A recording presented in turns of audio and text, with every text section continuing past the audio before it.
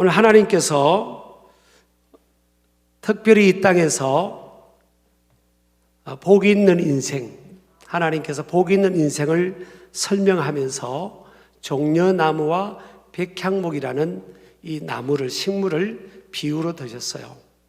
이스라엘 백성들에게는 이 종려나무와 백향목은 굉장히 의미가 있습니다. 예수님께서 예루살렘에 어린 나귀를 타고 입성할 때도 이스라엘 백성들이 종려나무 가지를 흔들었어요. 이 종려나무는 올곧잖아요. 가지가 여러 개 있는 나무가 아니고 올곧게 쭉 한 줄기로 올라가는 나무입니다. 그래서 신앙의 절개를 말하고 어떤 여건과 상황 중에도 꺾이지 않는 이스라엘 민족의 어떤 정체성을 표현하는 그런 나무입니다. 영적으로 하면 만왕의 왕이신 예수 그리스도를 상징하는 나무가 이 종려나무와 백향목이에요. 그래서 나무 중에 나무의 왕이라고 일컬어지는 나무들입니다. 특별히 우리 종려나무부터 제가 먼저 설명을 하면요. 종려나무가 상징하는 이 복의 의미를 보면 일단은 이제 오래 살죠. 생명력이 길고, 그러니까 장수, 롱런, 그리고 강인함, 내구성이 아주 좋은 나무이죠. 그리고 올곧으니까 정직성, 성실, 절개, 꺾이지 않는 이런 열정, 이런 것들을 상징하고요. 사막과 같은 광야 같은 곳에서도 생존하고 또 종려나무를 중심으로 풍요, 안식을 의미하는 것입니다. 아까 또 열매를 말씀했죠. 달콤함. 자신도 인생이 기쁘고 행복할 뿐만 아니라 다른 사람들에게 그 기쁨을, 행복을 흘려보내는 그런 것을 상징하는 거죠. 그러니까 종려나무와 같은 인생이 그렇다는 겁니다. 또 높이 키가 자라기 때문에 존귀한 어떤 명예를 얻는 이런 것들을 상징하는 나무가 이 종려나무입니다. 백향목이 상징하는 복은 첫 번째 왕의 축복, 두 번째는 권세와 힘과 영광, 세 번째는 아주 내구성이 강하기 때문에 방부제, 벌레 같은 침투를 막아내는 그런 그 내구성, 심력, 어떤 내 멘탈이 아주 강하고 무너지지 않는, 꺾이지 않는 그런 그 강한 의지, 그런 것들을 보여주고, 또 키가 높이 자라니까 존귀의 복, 또 백향목은 또 값이 섰다고 했잖아요. 그러니까 부의 축복, 성전을 이루는 데 사용되었기 때문에 또 성전에서의 존귀한 일꾼, 이런 의미가 있다고 합니다. 그러니까 저는 우리 신길 가족들이 또 올해 하나님의 백성들이 이 종려나무와 백향목과 같은 이런 복이 임하기를 주의 이름으로 축복합니다. 자, 그러면 어떻게 이 좋은 종려나무와 백향목과 같은 복이 우리의 삶 속에 임할 수 있을까? 성경에 보니까 다양한 조건을 말씀하고 있잖아요. 아주 간단합니다. 크게 보면요, 딱 하나고요. 또 어떤 이렇게 좀 디테일하게 보면 두 가지를 강조를 하고 있습니다. 첫 번째는 신분의 문제입니다. 신분. 12절에 보면 의인은 그러죠. 의인은 종려나무같이 번성하며 레바논의 백향목같이 성장하리로다 그랬잖아요. 누가요? 누가? 그냥 아무 사람이 그렇다는 게 아니고 의인을 말합니다. 오늘 우리 시편 92편의 7절과 9절에 보면 의인에 반대되는 사람들이 나와요. 악인들, 또 죄악을 따라 행하는 사람들, 이런 언급이 나옵니다. 그리고 의인과 전혀 대비되는 사람들이죠.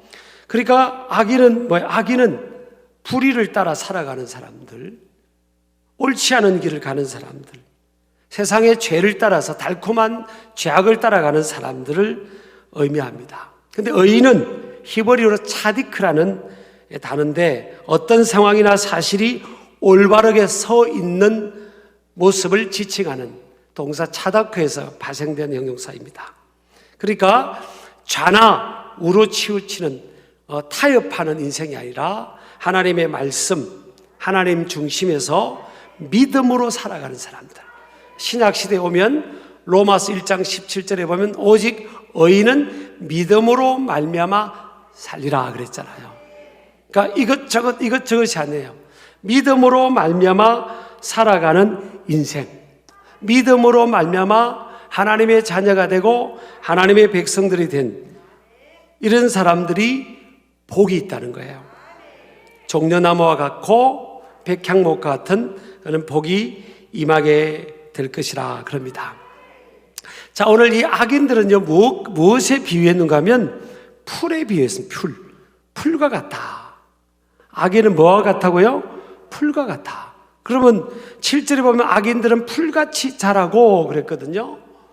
풀은 뭐예요? 그냥 이렇게 쉽게 자라지만 그러니까 쉽게 또 시들고 사라져 버립니다. 이 땅에 여러분 우리가 인생이 다가 아니에요. 근데 믿음 없이 세상의 편법과 불의를 따라 살아가는 사람들이 그냥 어느 순간에는 잘 되는 것 같아도 여러분 가만히 역사를 보세요. 역사가 주는 교훈도 있어요. 불의를 행하고 좋지 못한 방법으로 살아가는 인생들은요 다 풀과 같습니다. 그냥 반짝하다가 말아버려요. 역사가 주는 교훈이에요.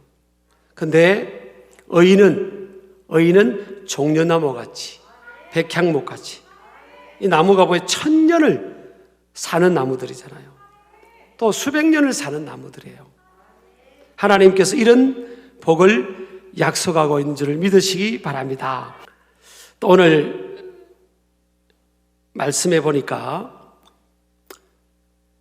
여호와의 집, 즉 성전에 심겨져야 된다.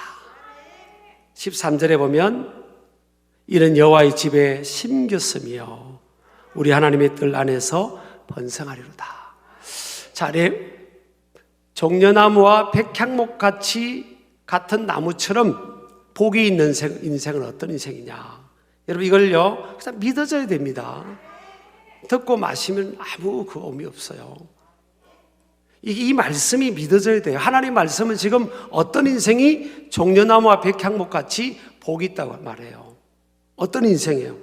여호와의 집에 심겼다는 거예요. 여호와의 집에 심겨져야 되는 겁니다. 심겼음이여 그러잖아요. 심겨지고 있는 게 심겨진 거예요. 이게 완료된 겁니다. 깊이 뿌리를 내린 거예요.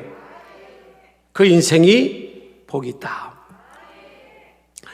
이 심겼음이여, 이 심겼다는 것이 사실 수동태입니다. 수동태 분사형으로 되어 있어요. 히브리어 쉐툴림이라는 단어인데, 그러니까 누군가에 의해서 심겨진 거예요. 자, 저를 보세요, 여러분. 저를 보세요. 집중해야 됩니다. 저나 여러분이 지금 우리 힘과 우리 능력과 우리 공로로 하나님의 자녀가 된 게 아니에요. 이 예배당에 지금 내 힘으로 내 의지로 온 게 아닙니다. 천적인 뭐라고요? 하나님의 은혜입니다. 은혜로다. 은혜 아니면 나서지 못하리. 은혜라니까요. 전적인 하나님의 은혜. 저와 여러분 우리가 이 하나님의 성전에 와서 예배 드리는 게 이게 내 힘으로 온 게 아니에요. 여러분 주님의 은혜로 주님이 우리를 붙들어 주시고 일으켜 주시고 건강을 주시고 우리 마음이 이 성전을 사모하는 마음을 주셔서 이곳에 우리가 하나님 앞에 나와 지금 예배하고 있는 거예요. 다 주님의 은혜입니다. 은혜 아니면 나서지 못하리. 은혜가 아니면 설 수가 없어요. 하나님의 은혜다. 믿음도 하나님의 선물이라 그러잖아요. 주의 은혜로 하나님이 우리를 불러주셨고 택해 주셨고 여기까지 인도하셨고 이 하나님의 성전에 와서 예배할 수 있는 예배자로 하나님 우리를 세워주신 겁니다. 자, 또 한 가지는요, 누군가의 섬김과 헌신과 희생을 통해 여호와의 성전에 우리가 심겨졌어요. 여러분 가만히 보세요. 지금 신앙생활 오늘 이 시간까지 내가 믿음을 갖고 이 시간까지 오기까지, 자, 눈에 안 보이시는 하나님의 은혜로 됐고요. 또 그 과정 속에서 가만히 보세요. 누군가 하나님이 사람을 쓰신 거예요. 부모님의 강건이 있고 섬김이 있고 격려가 있었고요. 또 교회 갔더니 어릴 때는 주일학교 교사 선생님이나 목회자나 또 성숙한 리더들의 섬김이 있은 거죠. 또 우리 여러분 사회생활 하면서도 꼭 하나님의 택한 백성들은요, 꼭 믿음이 있는 사람들을 꼭 주변에 붙여주세요. 그래서 멀리 도망간 것 같은데 하나님 찾아내시는 거예요. 요나를 풍랑을 통해 찾아내신 것처럼 꼭 그렇게 하나님이 하세요. 그러니까 누군가를 통해서 우리 믿음이 자라고 이 하나님의 성전에 우리가 심겨진 겁니다. 여러분도 가만히 보세요. 그냥 혼자 내가 이렇게 크고 혼자 믿음 가진 게 아니에요. 누군가의 손을 통해서 그 종려나무가 백향목이 그곳에 심어진 것처럼요, 그렇게 우리가 지금 믿음이 뿌리가 내려가고 있는 거죠. 자, 그럼 바꾸고 말하면 뭐예요? 심겨진 것은 누군가에 의한 겁니다. 크게 보면 하나님의 은혜의 역사고요, 누군가의 손길을 통해서, 돌봄을 통해서, 땀 흘림을 통해서 심겨진 거잖아요. 그러면 오늘날 우리 주위에 믿음 약한 사람, 뿌리가 얕은 사람, 또 교회 밖에 믿음이 전혀 없는 사람들, 그럼 그들은 뿌리를 어떻게 이 하나님의 성전에 뿌리를 내릴 수 있겠어요? 누군가의 손길이 거쳐야 되는 겁니다. 그냥 절로 되는 게 아니에요. 오늘도 제가 2부 예배를 드리고 로베에서 교인들하고 인사했더니 우리 교회 어떤 연세 있는 분이 또 한 명을 누가 데려오셨어요. 목사님 한 명 또 데렸다고 새신자고 사진 찍자고. 그래서 제가 사진을 기쁨으로 찍었습니다. 누군가의 손길을 통해서 이렇게 해서 이렇게 인도하고 여기 뿌리를 내리는 거죠. 자, 아까 이 종려나무 뿌리가 100m까지 긴 거는 뿌리를 내린다고 했잖아요. 그렇게 뿌리를 내리니까 더위도 가뭄도 견뎌내는 거잖아요. 신앙이 이 하나님의 성전의 뿌리를 깊이 내리면 어떤 상황을 만나도 흔들리지 않아요. 크게 흔들리지 않거든요. 근데 이게 뿌리를 내린 게 저절로 내려지지 않는 거예요. 누군가가 심겨지는 겁니다. 수동태라고 했잖아요. 그래서 우리가 어린 영혼들은 교회학교 교사들이, 또 부모들이, 또 여러분 나이가 생물학적 연령은 있는 분이라도 성숙한 리더들이 섬겨주는 겁니다. 섬겨주고 돌봐주고. 이게 더위에 여러분 생각해 보세요. 저 들판에서 대학빛을 쬐면서 뭘 심고 뿌리고 심고, 이게 쉽지 않잖아요. 그 누군가의 땀 흘림이 있는 거예요. 노력함이 있고 헌신이 있고 희생이 있어야 그것들이 뿌리를 깊이 내려가는 겁니다. 지가 알아서 뭐 뿌리 내리면 되겠지, 뭐 그게 아니라는 거예요.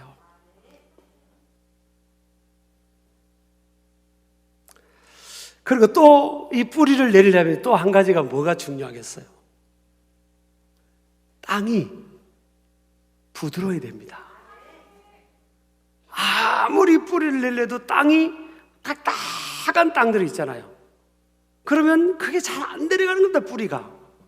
그래서 이제 씨앗을 심고 뿌릴 때요, 그 전에 밭을 갈잖아요. 갈아엎고 막 돌뿌리는 다 뽑아내고, 뿌리가 내리는 게 방해되는 잡풀이나 뭐 다른 뿌리들은 다 뽑아내고 이 땅을 막 이렇게 개간하는 거예요. 개간하는 거예요. 그래서 옥토로 만드는 거 아닙니까? 옥토로. 산성이 된 것은 알칼리성 거름을 주고 비료를 줘가지고 이렇게 알칼리로 만드는 거잖아요. 이 교회로 보면요, 교회가 어떤 교회가 많은 영혼들을 뿌리 내리게 할까? 이 부드러워야 되는 겁니다. 땅의 입장에서 뭐예요? 뿌리를 내리는 그 뿌리가 내려가는 데 있어서 잘 뿌리가 내려갈 수 있도록 땅이 부드러워야 되잖아요. 이건 수용성입니다. 수용성. 그러니까 주님의 교회는요, 저나 여러분이 속한 우리 주님의 교회는, 주님의 몸 된 교회는 이 세상을 다 구원해야 될 사명이 있잖아요. 그러면 부드러워야 되는 겁니다. 부드럽다는 게 뭔가 하면 사람들을 다 품을 수 있는 그 능력이에요. 그래서 여러분 진짜 실력이 뭘까? 실력이 터프함이 아니에요. 수용력, 수용력. 이 사람을 품을 수 있는 이 수용력이라니까요. 그 교회의 실력이 뭐냐? 사람을 품을 수 있는 수용력입니다. 그냥 우리 신길교회는 뭐 다른 교회도 마찬가지고요. 누구든지 이단만 아니면, 교회를 해치려고 하는 사람만 아니면 다 오라 그냥 다 와서, 어떤 사람은 거칠고 또 사납고 모난 사람들도 다 오면 그 사랑으로 품어주면요, 그 모난 것들이 다 어느 날 다듬어지고 믿음의 뿌리가 내려지는 거예요. 그러니까 여러분, 다 우리 신길교회 지금도 참 부드럽고 얼마나 평화로워요. 근데 앞으로 우리의 하나님이 우리를 향해서 원하시는 건 뭡니까? 온 세상을 다 품어야 돼요. 온 세상. 지난주는 북쪽에서 오신 분이 10분이 새로 등록을 하시더라고요. 지난주에 오신 분 중에 보니까 북쪽에서 오신 우리 같은 민족들이 10분이 등록을 하셨더라고요. 얼마나 힘들겠습니까? 저는요, 그분들 입장에 보면요, 꼭 우리가 외국 가서 사는 거하고 똑같을 겁니다. 말만 통하지. 지금 다른 거거든요.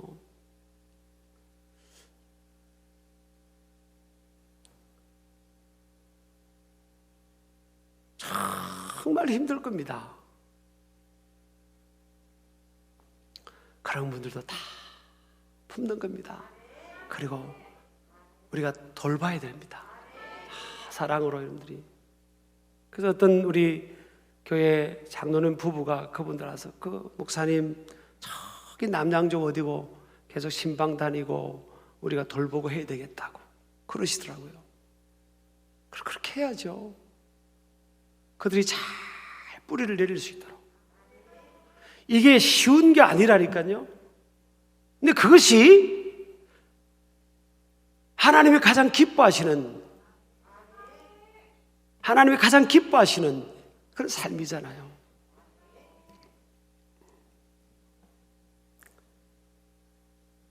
그렇게 하기를 축복합니다. 아이도 마찬가지고, 젊은이들도 누구든지 다 품는 겁니다.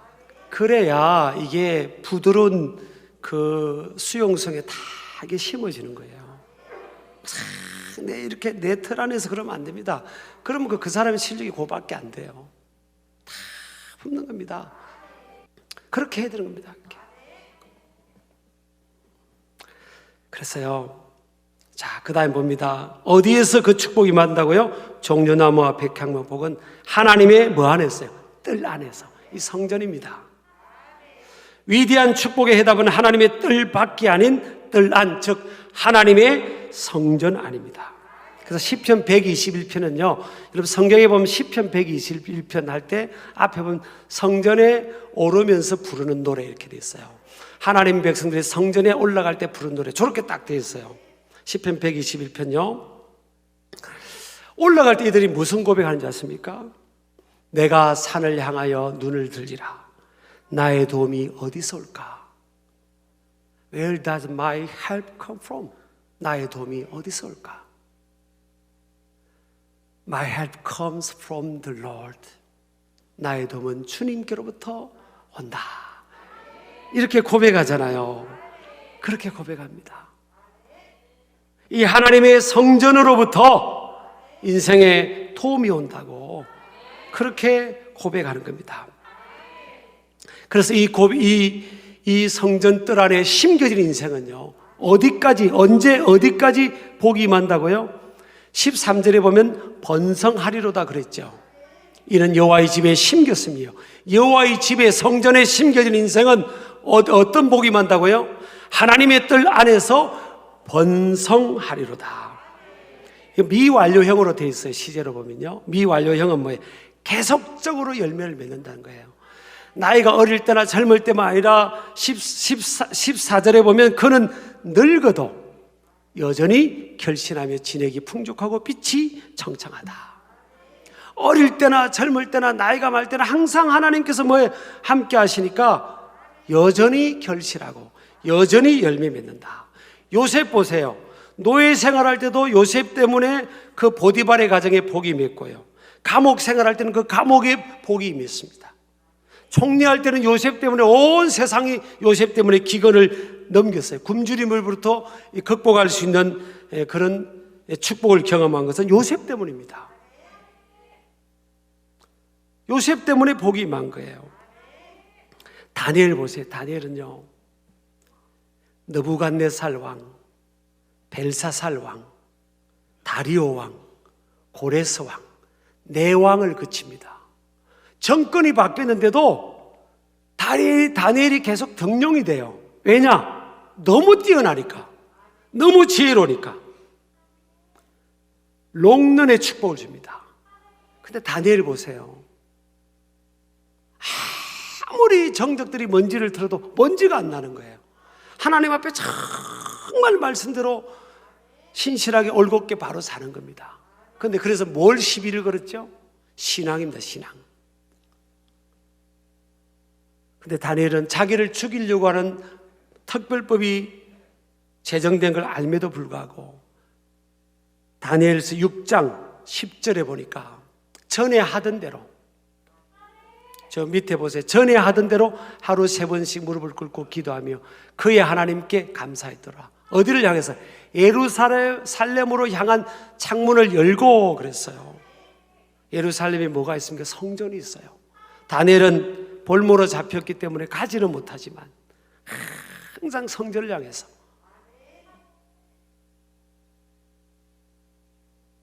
왕외에 한 달 동안 다른 것에 예배하거나 기도하면 안 되는 사자굴 속에 던져져서 죽을 수 있는 상황인데도 다니엘은 전에 하던 대로 하루에 3번씩 예루살렘 성전을 향해서 기도하고 예배했습니다. 그러니까 하나님은 사자굴 속에서부터 사자로부터 다니엘을 지켜주셨고요, 정적들은 사자의 밥이 되었어요. 저는